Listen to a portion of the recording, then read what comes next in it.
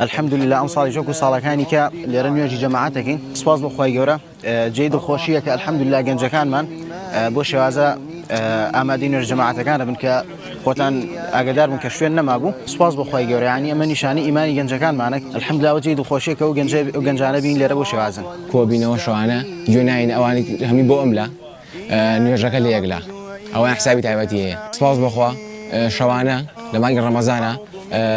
خۆم هەموو هاوڕێکانمان کۆبینەوە لێرە بۆ نوێژی بە کۆمەڵ نوێژی تەراویح الحمد لله ئەگەر بینە سەر مانگی ڕەمەزان مانگی پاکیە مانگێکە کە دەرونی مرۆڤ تایە دروستە ئەوە مانگێکە کە قورئانی پیرۆست دێنە دراو دەخوارەوە شەوی قەدری تایە و مانگێکە کە بە سوودێکی زۆر هەیە بۆ تەندروستی مرۆڤ مانگێکە بۆ زیادبوونی سەبر خلق فسوى